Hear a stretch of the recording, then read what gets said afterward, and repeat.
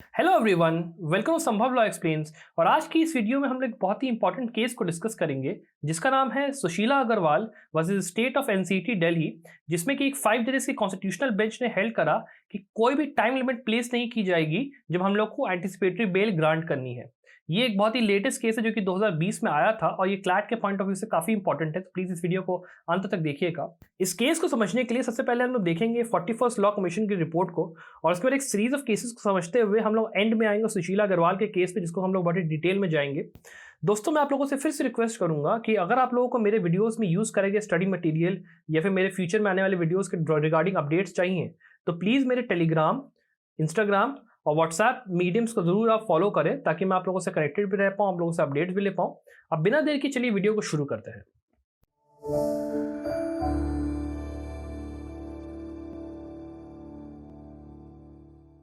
Anticipatory bail का provision section 438 of CrPC में दिया हुआ है, जहां पे पर्सन के पास पावर होती है कि वो बेल सीक कर सकता है अगर उसको इस बात का एंटीसिपेशन या फिर उसको लगता है कि उसको अरेस्ट किया जाने वाला है और उसके ऊपर एक ऐसा एक्यूजेशन लगाया गया है क्राइम कमिट करने का जो कि नॉन बेलेबल इन नेचर है।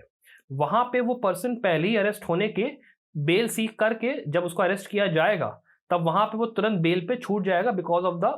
Provision of anticipatory bail. यहाँ पे केवल इतना डिफरेंस है नॉर्मल बेल और एंटीसिपेटरी बेल में कि नॉर्मल बेल में आपको जब गिरफ्तारी हो चुकी है तब आप जाके बेल लेते हो, तब आपको फ्रीडम मिलती है। और एंटीसिपेटरी बेल में आप पहले से ही बेल ले लेते हो एंटीसिपेशन में, और जैसे ही आपको गिरफ्तार किया जाता है आपको तुरंत इमीडिएट रिलीफ मिल जाती है वहां पे। और आपको जो एक ह्यूमिलिएशन होता है, जो हरासमेंट होता है ना अरेस्ट का, कि आपको जेल में डाला जा रहा है, उससे आप बच जाते हो। आपको अरेस्ट करते ही तुरंत रिलीफ मिल जाएगी वहां पे।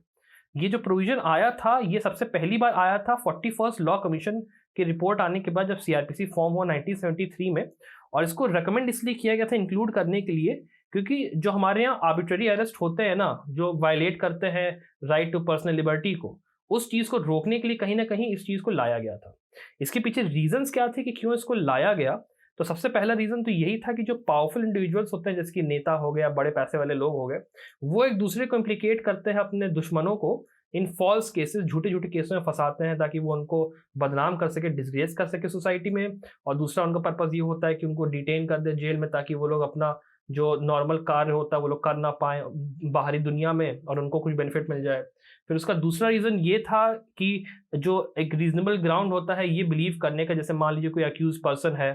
वो अगर एब्सकॉन्ड नहीं करेगा, कोर्ट प्रोसीडिंग से भागेगा नहीं, या फिर वो अपनी फ्रीडम जो उसको मिलती है बेल के बाद उसको अगर वो मिसयूज नहीं करेगा, तो फिर क्या जरूरत है उसको फालतू में अरेस्ट करके उसको पहले आप अरेस्ट करो, फिर उसको आप सबमिट करो, कस्टडी में डालो, और उसके बाद फिर उसको आप मजिस्ट्रेट के सामने प्रेजेंट करो और फिर वो बेल के लिए अप्लाई करे। इतने हैसल से इससे अच्छा है कि आप उसको सीधे एंटीसिपेटरी बेल देकर उसको वहीं पे कोर्ट में आने के लिए कह दो कि आप अपने अकॉर्डिंगली डेट्स पे आ जाना। फर्दर ये भी एक रीजन था कि जो वाइड स्प्रेड फिनोमेना हमारे देश के अंदर जहाँ पे आर्बिट्ररी अरेस्ट होते रहते हैं सिटीजन्स के because of false claims, allegations, उसकी वजह से हरासमेंट और ह्यूमिलिएशन बहुत होता है। तो इस वजह से भी एंटीसिपेटरी बेल का प्रोविजन लाया गया था। अब इस सीरीज का जो पहला केस है वो है state of UP versus Deoband Upadhyay का, जिसमें कि कोर्ट ने डिस्कस करा था डीम्ड कस्टडी का concept for the purpose of section 27 of the Indian evidence act.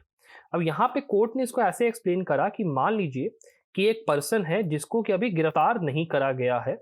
और वो एक ऐसे पुलिस ऑफिसर को अप्रोच करता है जो कि एक केस इन्वेस्टिगेट कर रहा है, एक ऑफेंस इन्वेस्टिगेट कर रहा है, जहां पे जो पर्सन उस पुलिस ऑफिसर को अप्रोच कर रहा है वो हिमसेल्फ एक सस्पेक्ट है और उसी के खिलाफ पुलिस वाला जांच कर रहा है। और यहाँ पे अगर वो पर्सन ऐसी लीडिंग इंफॉर्मेशन देता है उस पुलिस वाले को जिससे कि एक ऐसा फैक्ट डिस्कवर हो जाए जिससे कि जो चार्ज उसके ऊपर लगा है वो बिल्कुल उसके अगेंस्ट में बेरिंग रख के बन जाता है,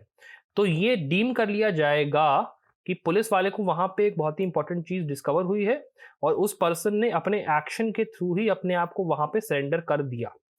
यहाँ पर जो सेक्शन 46 है जहां पे बात करता है सीआरपीसी कि अरेस्ट को कैसे किया जाता है, वहां पे ऐसे किसी भी फॉर्मेलिटी की बात नहीं करी गई है कि अगर किसी पर्सन को आपको कस्टडी में लेना है तो वहां पे कस्टडी के लिए आपको कुछ अलग से करना पड़ेगा। वहां पे अगर वो पर्सन अपने वर्ड या फिर एक्शन के थ्रू ही अपने आप को सबमिट कर देता है कस्टडी में तो वही चीज सफिशिएंट हो जाएगी। यहाँ पे जो पर्सन है वो अपने आप को डायरेक्टली पुलिस वाले ऑफिसर के पास जाता है, अपनी वर्ड ऑफ माउथ के थ्रू इन्फॉर्मेशन देता है और उसको एज अ एविडेंस उसके अगेंस्ट में यूज कर लिया जाता है, तो ये डीम किया जाएगा कि उसने अपने आप को कस्टडी में दे दिया पुलिस वाले के, और ये चीज with in the meaning of section 27 of the Indian evidence act मान ली जाएगी कि एविडेंस प्रोवाइड हुआ है और उसकी एडमिसिबिलिटी पे अकॉर्डिंगली कोर्ट रूल कर सकती है। इस सीरीज का जो अगला केस है वो है Gurbaksh Singh Sibbia versus state of Punjab का, जो कि एंटिसिपेटरी बेल के एक बहुत ही इंपॉर्टेंट केस है। इस केस में जो मिनिस्टर थे इरिगेशन पावर के पंजाब गवर्नमेंट के, उनके ऊपर एलिगेशन लगा कि वो करप्शन में इन्वॉल्व है और उसके लिए अकॉर्डिंगली उन्होंने एंटिसिपेटरी बेल सीक करी कोर्ट से। अब उनके केस में जो स्कोप था ग्रांट करने का एंटिसिपेटरी बेल, वो भैया काफ़ी रिस्ट्रिक्टेड था। यहाँ पे जब ये केस हाईकोर्ट के पास गया, पंजाब एंड हरियाणा हाईकोर्ट के पास, तो उन्होंने कहा कि अगर हमारे पास एक रीजनेबल कॉज है कि हम लोग कोई इंक्रिमिनेटिंग एविडेंस उनसे सिक्योर कर सकते हैं in terms of section 27 of the Indian evidence act, तो वहां पे हम लोग इनको एंटिसिपेटरी बेल नहीं ग्रांट करेंगे। जब ये केस सुप्रीम कोर्ट के पास गया तो उन्होंने पहले ये देखा कि क्या जो करेक्ट था जजमेंट पंजाब हरियाणा कोर्ट का या फिर नहीं। तो उसको देखते हुए कोर्ट ने कहा कि भाई देखो, नहीं, यहाँ पे जो आपने एक ब्लैंकेट रिस्ट्रिक्शन इम्पोज कर दिया है इनके ऊपर वो बिल्कुल गलत है एंटिसिपेटरी बेल ग्रांट करने का। और कोर्ट ने ये हेल्ड करा कि सेक्शन 438(1) में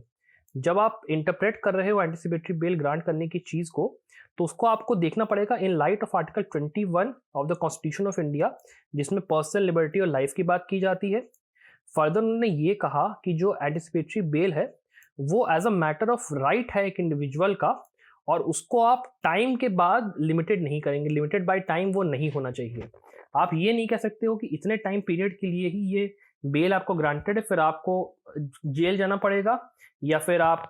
एक मजिस्ट्रेट के सामने जैसे ही प्रेजेंट होते हो, केस की सुनवाई शुरू होती तो आपका दोबारा आपको बेल सीक करनी पड़ेगी, ऐसा कुछ नहीं है। और यहाँ पे जो कोर्ट है उसके पास ये पावर है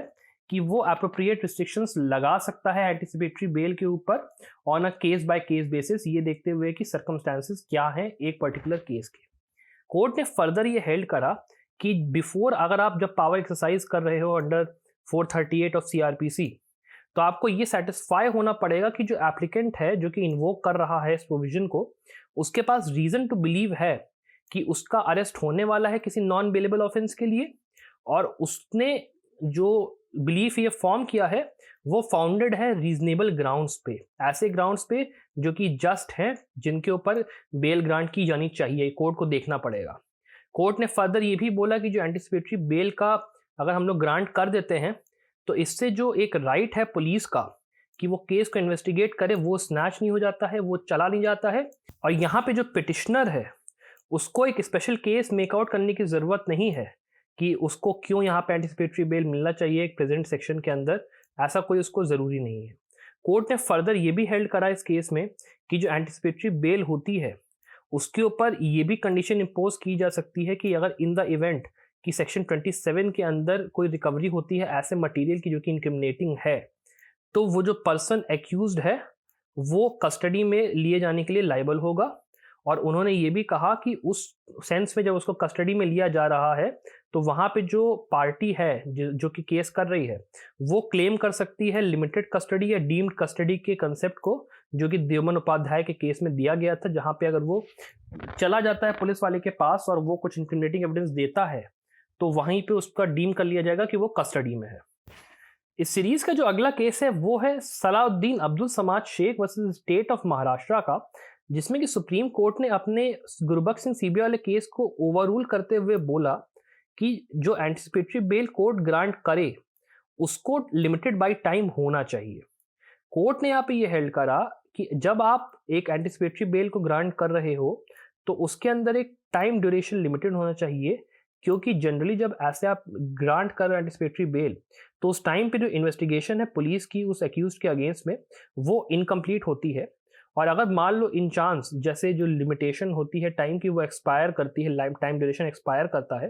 तो वो पर्सन रेगुलर कोर्ट के पास जा सकता है जो कि उसके केस को सुन रही है, ट्राई कर रही है, और वो वहाँ पे एक्चुअल 4% जाएगा वो जो कोर्ट होगा इन द मैटर कि उसको यहाँ पे अपनी लिबर्टी मिलनी चाहिए बेल के थ्रू एक्यूज्ड एप्लीकेंट को या फिर नहीं मिलनी चाहिए, वो उसी कोर्ट के थ्रू ही अपनी बेल को सीक कर सकता है। यहाँ पे एंटिसिपेटरी बेल को अनलिमिटेड टाइम पीरियड के लिए बढ़ाने की जरूरत नहीं है, कोर्ट का ये कहना था। अब इस केस के बाद जो अगला केस आया वो था SS Mehtre versus state of Maharashtra का,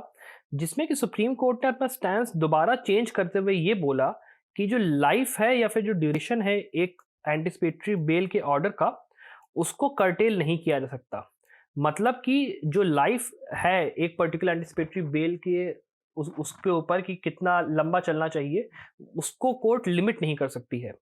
अब जब इतने सारे डाइवर्जेंट व्यूज आ गए थे कि पहले ये कुछ और कहा फिर कुछ और कहा, तो उसको देखते हुए एक 5 जजेस की बेंच बैठी, कॉन्स्टिट्यूशनल बेंच, जिसके मेंबर्स थे justice Arun Mishra, justice Indira Banerjee, justice Vineet Saran, justice M R Shah और जस्टिस रविंद्र भट्ट। और उन्होंने Sushila Agarwal versus state of NCT Delhi के केस में ये डिसाइड करा कि क्या यहाँ पे हमें करना चाहिए एंटिसिपेटरी बेल केस मैटर में।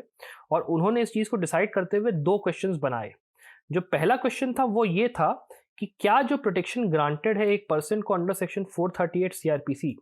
क्या उसको लिमिटेड होना चाहिए to a fixed time period, कि उसको एनेबल करे वो इस पर्सन को कि वो सरेंडर कर दे जाके ट्रायल कोर्ट के सामने, और फिर वो रेगुलर बेल को सीक करे जब उसकी एंटिसिपेटरी बेल का टाइम खत्म हो जाता है। इस क्वेश्चन का आंसर करते हुए कोर्ट ने ये हेल्ड करा कि जो प्रोटेक्शन ग्रांटेड होती है सेक्शन 438 सीआरपीसी में एंटिसिपेटरी बेल की, उसको हम लोग एक लिमिटेड टाइम पीरियड के लिए फिक्स नहीं करेंगे। और ये जो बेनिफिट होगा ये एक्यूज के फेवर में आएगा कि रिस्ट्रिक्शन नहीं लगेगा टाइम का। और फर्दर ये हो जाएगा कि जैसे अगर ये पहले कहा जाता था कि रेगुलर बेल सीक करने के लिए हम आपको एंटिसिपेटरी बेल का टाइम कम रखेंगे, आप आ जाइए रेगुलर बेल सीक करिए, तो वो चीज अब अप्लाई नहीं करेगी। फर्दर कोर्ट ने ये कहा कि जो कंडीशंस अप्लाई करी जाती हैं जब आप किसी पर्सन को बेल देते हो, तो वो under section 437 clause 3 read with section 438 clause 2 impose की जानी चाहिए कोर्ट के द्वारा। और कोर्ट ने ये भी कहा कि अगर वहां पे कोई ऐसे स्पेसिफिक फैक्ट्स हैं या फीचर्स हैं in regard to the offence जो कि कमिट करा गया है ऑफेंडर के द्वारा, तो ये कोर्ट के ऊपर है कि वो जो चाहे वो कंडीशन इंपोज कर सकती है, अप्रोप्रिएट कंडीशन इंपोज कर सकती है, इंक्लूडिंग कि वो एक नेचर जो रिलीफ दे रही है वो फिक्स नेचर का रिलीफ हो, या फिर उसको किसी इवेंट के साथ टाई कर रही है एक्सेट्रा, कि अगर ये कोई पर्टिकुलर चीज होती है कि आपने कुछ विटनेस टैंपरिंग या कुछ भी उस तरीके का काम करा, तो तुरंत आपकी वो रिलीफ एंटिसिपेटरी बेल खत्म हो जाए। अब इसके बाद जो सेकंड क्वेश्चन है वो ये है कि क्या जो लाइफ है एंटिसिपेटरी बेल का, क्या वो एंड हो जाता है उस टाइम या स्टेज पे जब एक्यूज को कोर्ट के द्वारा समन किया जाता है कि आप में अपनी कोर्ट में पेशी करिए उस ऑफेंस के लिए जो कि आपने कमिट किया है। इस क्वेश्चन का आंसर करते हुए कोर्ट ने कहा कि लाइफ और ड्यूरेशन जो है एंटिसिपेटरी बेल का, वो खत्म नहीं होगा इन द टाइम जब उसको एक्यूज को समन किया जा रहा है उसकी पेशी के लिए, या फिर जब मजिस्ट्रेट उसके खिलाफ चार्जेस को फ्रेम कर रहा है। और ये तब तक कंटिन्यू करेगा जब तक जो है ट्रायल खत्म नहीं हो जाता है। अगेन उन्होंने यही कहा कि जो स्पेशल या पिक्यूलियर फीचर्स हैं जो कि लिमिट करने के लिए कोर्ट को फोर्स करते हैं एंटिसिपेटरी बेल को, वो कोर्ट देख सकती है केस टू केस बेसिस पे, और अगर चाहे तो वो ऐसा वो कर सकती है कि वो उस टेन्योर को लिमिट कर दे। लेकिन जनरल केसेस में वहां पे ये एंड नहीं करेगा जब तक ट्रायल खत्म ना हो जाए, एंड ऑफ द ट्रायल तक ये चलेगा। इन दोनों क्वेश्चंस का आंसर करने के बाद कोर्ट ने यहाँ पे कुछ और फर्दर गाइडलाइंस दी। सबसे पहले उन्होंने कहा कि वो लोग गुरबख्श सिंह सीबिया के केस से अग्री करते हैं, और उसमें उन्होंने कहा कि अगर कोई पर्सन कंप्लेन लेके आता है कि उसको एप्रीहेंशन है अरेस्ट का, और वो अप्रोच करता है कोर्ट को एक एंटिसिपेटरी बेल के ऑर्डर के लिए, तो जो वो एप्लीकेशन फाइल करेगा वो बेस्ड होनी चाहिए कंक्रीट फैक्ट्स के ऊपर। और वो जो फैक्ट्स होने चाहिए ऐसे नहीं होने चाहिए जो कि वेग हो या फिर जनरल एलिगेशन हो, वो ऐसे होने चाहिए जो किसी एक स्पेसिफिक ऑफेंस से रिलेट करने चाहिए, कि उसको लगता है कि इस ऑफेंस के अगेंस्ट में उसके खिलाफ एक एफआईआर दर्ज होगी, उसको अरेस्ट करने का यहाँ पे डर है। फिर जो एप्लीकेशन वो सीक कर रहा है एंटिसिपेटरी बेल की, उसके अंदर केवल बेयर एसेंशियल फैक्ट्स होने चाहिए जो कि ऑफेंस से रिलेट करते हैं। और यहाँ पे एप्लीकेंट को ये भी बताना चाहिए कि उसको ऐसा क्यों लगता है कि उसको यहाँ पे एप्रीहेंड करा जाएगा अरेस्ट के थ्रू, और उसको अपने साइड की स्टोरी भी पूरी पूरी बतानी चाहिए कोर्ट को। कोर्ट ने यहाँ पे फर्दर बोला कि जैसे मान लीजिए अगर कोई कोर्ट ये देख रही है कि क्या उसको देना चाहिए एंटिसिपेटरी बेल या नहीं, तो उसको ये फॉलोइंग एसेंशियल फॉलो करने की जरूरत है। सबसे पहले उसको ये इवैल्यूएट करना है कि क्या जो थ्रेट और एप्रीहेंशन है एक्यूज पर्सन को कि उसको अरेस्ट किया जाना चाहिए, उसकी क्या सीरियसनेस है। सेकेंड, उनको ये देखना चाहिए कि ग्रेविटी और सीरियसनेस क्या है पर्टिकुलर पूरे बात के, कि क्या उसको अरेस्ट किया जाएगा या नहीं किया जाएगा। और थर्ड, उसको देखना है कि क्या अप्रोप्रिएट रहेगा वहां पर कोई कंडीशन इम्पोज करना उसको एंटिसिपेटरी बेल ग्रांट करते हुए। फर्दर कोर्ट ने ये कहा कि ये बात एसेंशियल बिल्कुल भी नहीं है कि एक एप्लीकेशन मूव की जाए जब एफआईआर फाइल हो चुकी है। केवल एफआईआर फाइल होने के बाद ही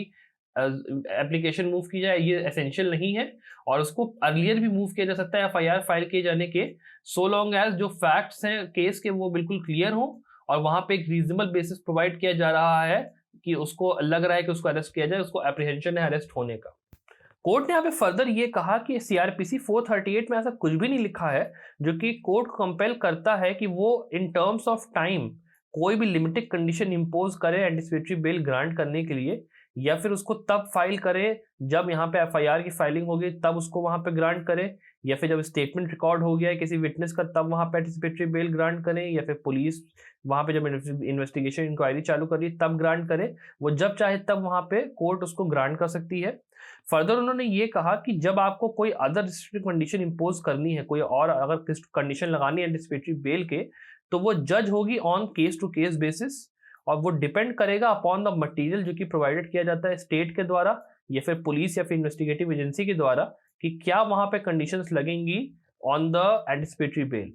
कोर्ट ने यहाँ पे फर्दर ये बोला कि क्या वो कंडीशंस होंगी जो कि कंसिडर की जानी चाहिए जब हम लोग एक एप्लीकेशन ग्रांट कर रहे हैं एंटिसिपेटरी बेल की, वो कोर्ट क्या क्या कंसिडर करेगी।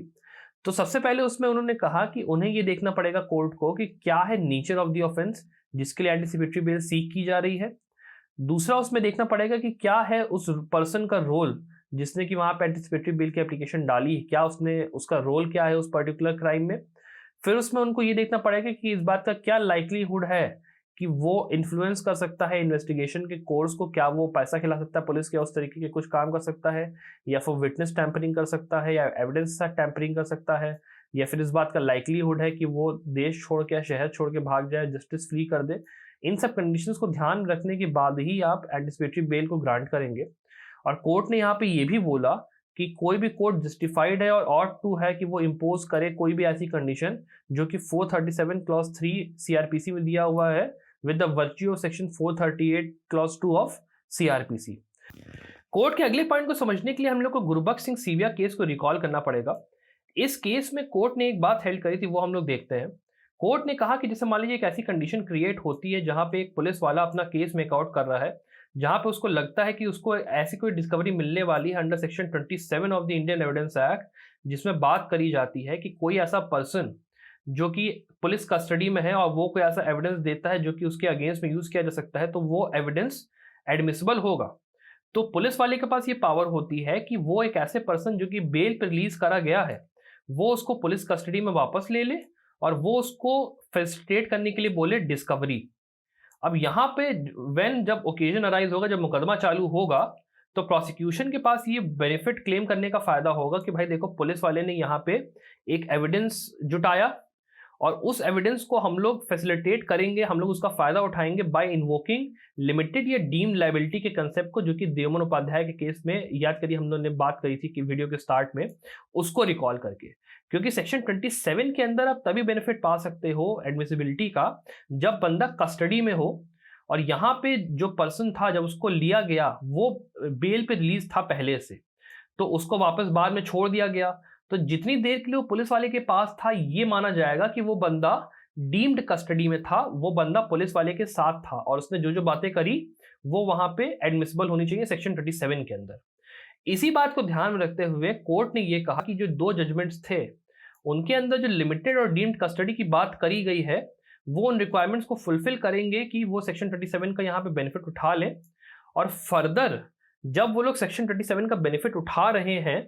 तो उस इवेंट में ऐसा कोई नेसेसिटी या फिर क्वेश्चन नहीं होता है कि जो एक्यूज्ड है उसको हम लोग कहें कि तुम भाई सेपरेटली सरेंडर करो और रेगुलर बेल को सीक करो, बिकॉज वहां पर वो बंदा पहले से एंटीसिपेटरी बेल पे रिलीज्ड था, he has already got his anticipatory bail. वो जाता है पुलिस वाले के बाद उसकी कस्टडी में, उसको वो एविडेंस देता है, डीम्ड कस्टडी माना गया, सेक्शन 27 में वो एविडेंस एडमिसिबल होगा और उसके लिए फिर उसको वापस फ्री वर्ल्ड में छोड़ दिया जाएगा उस पर्सन को। उसको ये नहीं कहा जाएगा कि भाई तुम आओ अलग से सरेंडर करो, रेगुलर बेल सीक करो, तभी जो है सेक्शन 27 के अंदर जो एविडेंस है वो माना जाएगा, वो फुलफिलिंग कंडीशन यहाँ पे सेटिस्फाई करेगी। Thank you so much for watching this video till the end. I hope आप लोगों को वीडियो पसंद आया हो। अगर आप लोगों को लगता है कि कोई ऐसा टॉपिक है जो कि मुझे कवर करना चाहिए अपनी वीडियोस में, तो प्लीज़ मुझे बताइए in the comment section down below, या फिर आप मेरे टेलीग्राम, इंस्टाग्राम और व्हाट्सएप के ग्रुप्स को ज्वाइन करके भी मुझसे कनेक्टेड रह सकते हैं और वीडियो अपडेट्स पा सकते हैं। Thank you once again for watching this video. Bye.